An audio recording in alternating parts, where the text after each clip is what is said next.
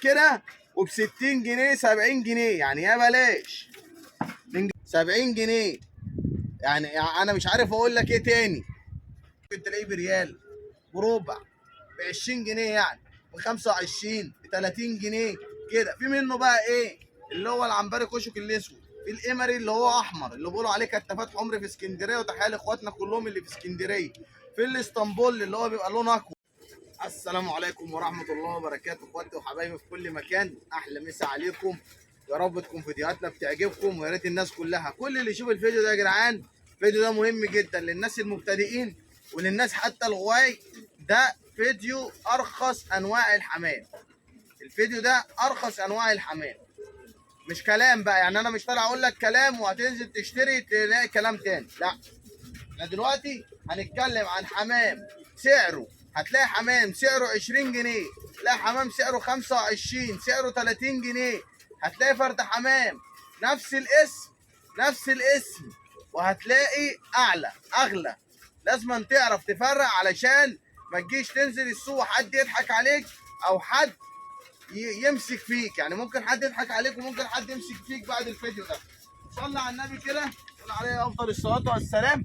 احنا هنبتدي، مش هنبتدي من ابو 20 لابو 100، لا، انا هوريك حاجه. ده احمر وزار، ده وزار، ده فرد حمام وزار.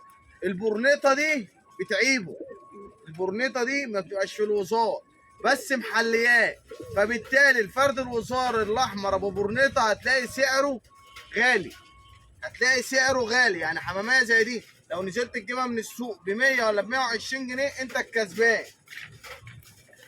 ده الذكر بتاعها، ده الذكر بتاعها. كل لما الوزار اذا كان عنبري، اذا كان احمر، اذا كان مرقع، عظمه شبعان، عظمه شبعان ولابس في وشه، كل لما سعره بيغلى، كل لما هو بيطول، كل اما سعره بيغلى الوزار عامه. طيب ذكر زي ده لو انت هتجيبه من السوق مش هيقل عن ال 100 جنيه، مش هيقل عن ال 100 جنيه. ركز معانا، هقول لك على ابو 20 وهقول لك على ابو 25، هقول لك على كل حاجه.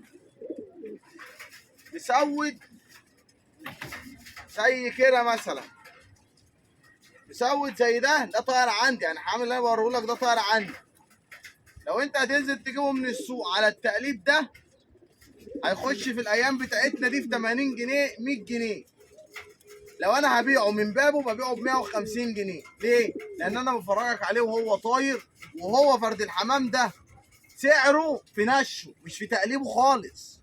يعني سعر المسود ده في نشه مش في تقليبه، ما بيبيعلكش تقليب، ما بيبيعلكش تقليب. طيب عامة ممكن تلاقي مسود، اقل مسود هتلاقيه في السوق ب 60 جنيه، مش هيقل عن كده. ده ريحاني، ده ريحاني. الريحاني ده ريحاني نش، ده فرد حمام بتاع نش، فرد حمام سايب جامد. ده تقليبه ما يزيدش عن ال 80 جنيه شيلي، ده تقليبه ما يزيدش عن ال 80 جنيه شيلي.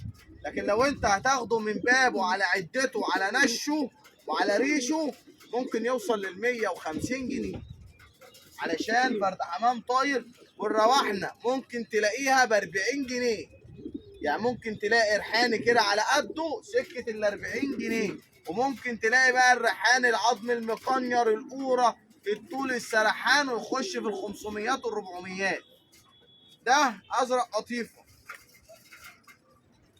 تقليبه 70 جنيه 80 جنيه، لكن عشان هو جامد بيوصل لل 100 وال 120 جنيه. انا بقول لك من بابه بكام وفي السوق بكام. يبقى انت كده انا كلمتك عن نوعين او 3 انواع، الوزار المسود الاحمر وزار، الريحاني والازرق قطيفه.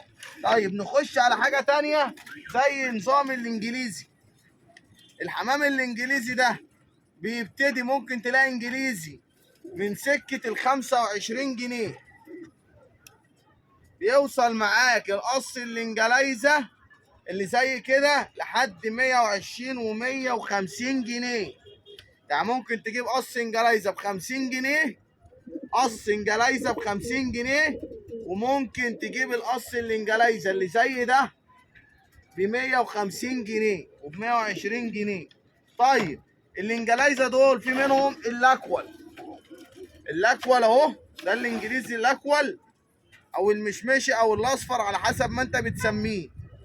ده برضه ممكن تلاقي انجليزي اكول زي كده، مش بنفس التقليب، بس هو انجليزي اكول بيبقى ملطش، جناحاته سايحه، سكه 30 35 جنيه.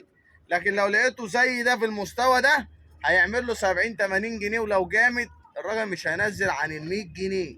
يبقى معاك الانجليزي اهو، حمام الانجليزي الاسود ارخصهم سعر في اللي هو الازرق اللي زي كده، ده انجليزي ازرق عشان محدش يقول لي ده باين في الكاميرا اسود، ده ازرق، ده برضه سكه 60 جنيه. ممكن تلاقي منه ب 30. يعني ممكن تجيب قص انجلايزه كده اهوت مثلا. دي بنت بلوميات، وبما ان احنا جبنا سيره البلوميات تلاقي قص انجلايزه زي كده بالظبط، دول كده وب 60 جنيه 70 جنيه، يعني يا بلاش. الانجليزيه دي بنت بلوميات. فالانجلايزه في منهم بيت ببرانيت سعره بيبقى اغلى، في منهم البلومي، والبلومي اقل بلومي هتلاقيه هم صاحبه هيرميه رمي هيدولك ب 150 جنيه الفرق. يبقى القص ممكن يعمل له 3 ونص كده. طيب بما ان احنا برضو ماشيين في السلاله بتاعت الحمام، طبعا مش هننسى بيت الكشك. ده بيت في النش كويس وفي الفرخ كويس. الاكشاك بيتراوح سعرها في السوق، هي ايه مواصفاتها؟ مواصفاته العظم القصير، هو كفرد حمام يكون قصير، برنيطه، الكشكه دي اهم حاجه فيه، هو اسمه كشك يبقى لازما الكشكه فيه. طبعا انا بعتذر لكم على منظر عيني وكده، اهم حاجه فيه الكشكه. لو بكشكه بس من غير شراب وبورنيطه عادي، لكن لو ببورنيطه وشراب من غير كشكه انا ما احبوش. لو بشراب وكشكه شغال، لو ببورنيطه وكشكه شغال، اهم حاجه الكشكه. طيب لو من غير بقى هو شراب وكلام من ده، ممكن تلاقيه بريال، بربع، ب 20 جنيه، يعني ب 25 ب 30 جنيه كده. في منه بقى ايه؟ اللي هو العنبري كشك الاسود، في القمري اللي هو احمر اللي بيقولوا عليه كتافات حمر في اسكندريه، وتحيه لاخواتنا كلهم اللي في اسكندريه. في الاسطنبول اللي هو بيبقى لونه اكول، في الاكول كشك، في الاحمر كشك، وفي بقى الهنكره، وفي كل الكلام ده. ده بالنسبه للكشاك. طيب بالنسبه برضو للعنابره السمر، احنا بقى باصين معاكم كده حاجه. عنبر الاسمر زي ما انت شايف اهو، ده ممكن تلاقيه سكه نش 60 70 جنيه 50 جنيه، لو مع واحد عايز يخلص ب 40 جنيه لو هو عظم استراليات. لكن لو وزاره ومن بابه وتقليبه كويس هيخش في ال 200 جنيه وال 300 جنيه. انا بجيب لك من الاسعار الواطيه للاسعار العاليه. وطبعا بما ان احنا بنتكلم عن الحمام، فما تنساش الكركندي او بيت الشامي عامه. الشوامه اللي هي الكركنديات دي ممكن تلاقي منها الاقرع بريال وبربع، يعني ممكن تلاقي منها كركندي اقرع بريال وبربع وب 30 جنيه، يعني ب 20 جنيه وب 30 جنيه. تلاقي مثلا اللي زي كده ب 70 جنيه وب 80 جنيه، ابو برنيطه وشراب ومحبس ومعرفه والكلام ده. تلاقي مثلا اللي زي كده اهي سكه مثلا ال 40 جنيه 30 35. ده برضو علشان تبقى انت حاطط في دماغك وعارف الاسعار. وبما ان احنا بنتكلم عن الاسعار، فلازم تتكلم عن حمامه ثبتت نفسها في غايه الحمام وفي غايه النش، وهو بيت دلوقتي هو تركيب بس هو اتسمى بيت، وهي الحلس بقى فرد حمام دلوقتي بيعتمد عليه في النش وبيعتمد عليه في كل حاجه. والحلس اقل حلس هتلاقيه في السوق ب 40 جنيه، الحلس ب 40 جنيه. يعني القص ممكن تلاقي قص على قده ب 70، بس طبعا هم دلوقتي سعرهم شد، ابتدى ان هو يشد، فابتدى ان هم يوصلوا للميات. وبيوصل الحلس، انا شفت واحد معاه حلس كان عايز فيه الذكر 250 جنيه. يعني انت بتتكلم في قص ب 500 جنيه، لكن انا مش هشتريه. انا ما اشتريش الحلس اللي هو اصلا تركيب بالاسعار دي. طبعا عشان برضو نكمل الشوامة فيها العبايسة اللي زي كده برضو سكة 30 40 جنيه. مش بنتكلم في حمام بألوفات، ده من أرخص أنواع الحمام. وطبعا بما ان احنا برضو بنتكلم عن الحمام فنيجي نتكلم عن الشقلباز. الشقلباز زي ما انت شايف كده، ده احمر وده اسود وده شقلباز فاروزي، والنتايه برضو نفس الكلام. في العنبري الاسمر الشقلباز، ودول ارواح يعني الشقلبازيات عامه تتراوح من ال 30 25 40 70 كل حاجه يا رجاله. الحمام ملوش سعر، مش مثبت، مش موحد. الحمام مش موحد. الحمام ممكن مش اي شقلباز هيبقى ب 30 ومش اي شقلباز هيبقى ب 100. مش اي قطقاطي مثلا زي كده، لما اجي اقول لك قطقاطي زي كده مثلا ب 70 80 جنيه اهو قطقاطي ب 70 80 جنيه.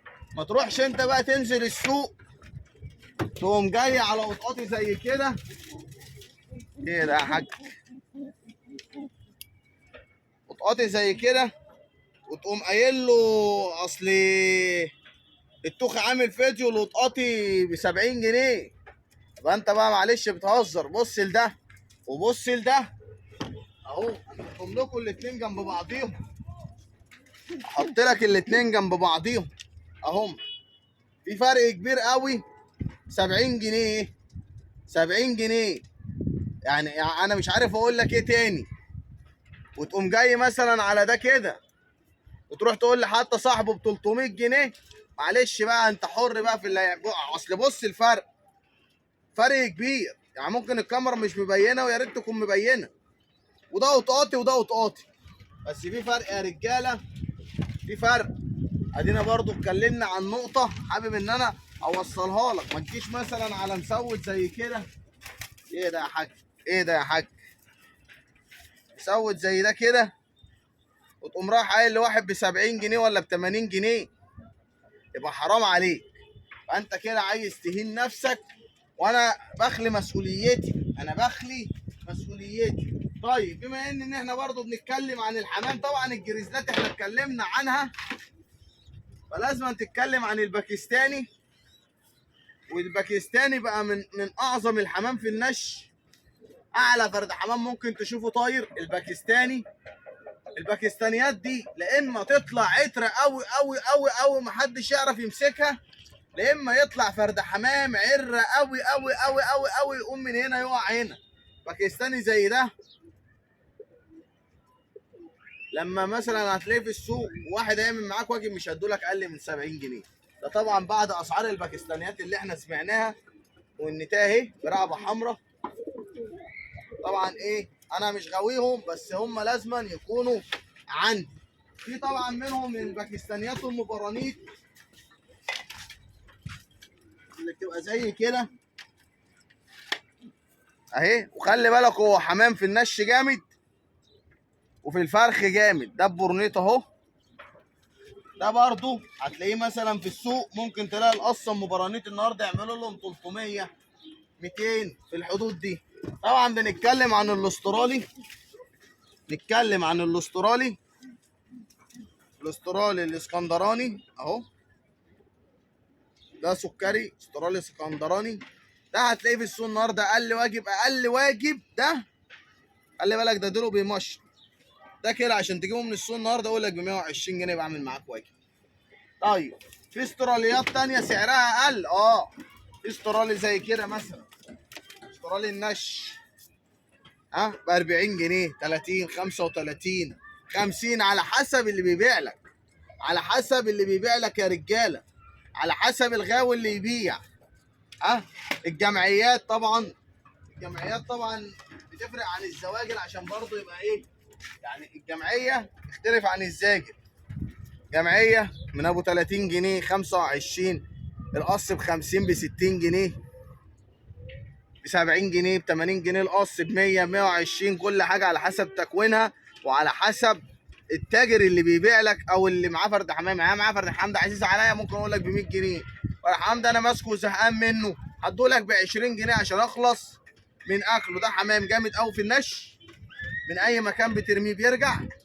الحمام ده برضه في الزق مفيش حاجه بتنافسه، يعني ده برضه في الزق في الحضين في الاسوس الحضين مفيش حاجه تنافسه. فرد حمام كويس كويس قوي. الجمعيه عايز اجيب لكم طبعا اي جريزلي عشان برضه ايه يبقى يعني وفينا وكفينا. ده طبعا ذكر جريزلي اهو، ده برضه هتلاقيه في السوق. الجريزلات بقى رجاله مرطرطه في الاسواق، يعني جريزلي زي ده انا لو واحد قال لي ب 70 جنيه انا مش هبيعه. ليه؟ فرد حمام ده طاير عندي وانا برميه والكلام ده. لكن انت ممكن تلاقي الجريزلات دي في الاسواق ب 20 جنيه الجريزلي، ب 30 جنيه الجريزلي. لكن لو هتطلع تاخده من غيه وهو صاحبه نشه وبيرميه وهو فرد حمام فايده ونفعه، مش هيديهولك اقل من يعني بالرقم سبعينات تمانينات. ده يا جدعان بالنسبه للجريزلات. بالنسبه للجمعيه فهو في منهم نفس السلاله برضو بتاعت الجريزلي، هو يعتبر من الجمعيات. في منهم البياض اللي هي الزرقاء، البياض الحمراء، البياض المفصصه، اي نوع بياض ما هو من ضمن الجمعيات في نفس الرينج ونفس السعر. الجمعيات في منها اللي هو الحمري، في منه البديري، في منه السيلفر، في منه السيلفر يعتبر من يعني بيبقى غالي شويه. تعال نوريك السيلفر كده بس يا رب ايه يعني.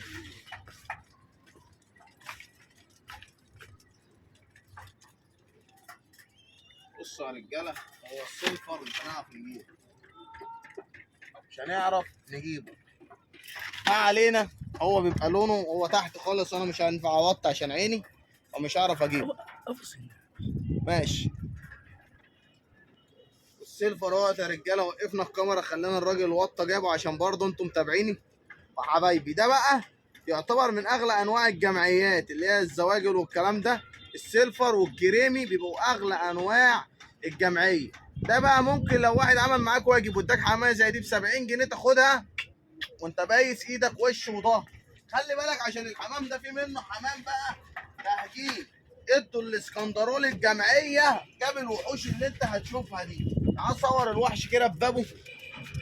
بصوا يا رجاله فرد حمام عامل ازاي.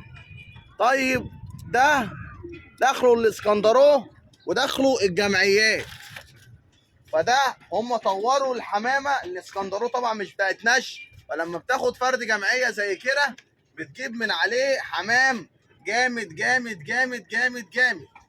طيب احنا اتكلمنا عن انواع كتيره في الحمام. طيب انا هوريك الحلبي، هوريك الحلبي الاحمر عشان برضه انت واخد فكره عن بالنسبه للناس المبتدئه. اهو الحلبي الاحمر برضه بيتراوح سعره من 50 40 60 30 على حسب تقليبه، 25 الاقرع بريال بالكلام ده كله. ده الحلبي مرقع اهو، مرقع برضه ايه المرقع الوزار. ده بيتراوح برضه سعره من 60 70 80 100. طبعا في مرقعات بقى سعرها بيعدي اللي هي بتاعت الفرخ حمام التقليب المحترم اللي هي تقليبها بيبقى عالي. اوريك بقى اخر حاجه الحلب الاكول. حلب الاكول وده طبعا سعره بيغلى عن الاحمر، رغم ان الاحمر في النش اجمد، في النش اجمد، لكن الاكول شكله بيبقى حلو في الحمام. يعني ده برضه طاير عندنا نشينه شكله حلو في الحمامتين بيخلي شكلهم حلو. اظن ان انا ما خليتش اي نوع من الحمام ما اتكلمناش فيه طبعا، ما عدا البول والصوافات والحمام الغاليه والحمام اللي هو القرباج والكلام ده. لو انتوا برضه حابين نتكلم في الفيديوهات اللي جايه عن الوزار والشخاشله والعادات والصوافات والحمام النمسي والكاليكان والكلام ده كله، تحت امركم. يا رب الفيديو ما يكونش طول عليكم، يا رب تكونوا قدرتوا تستفادوا اكتر، يعني اكون قدرت ان انا اوصل لكم المعلومه بشكل بسيط. واحلى مسا عليكم على كل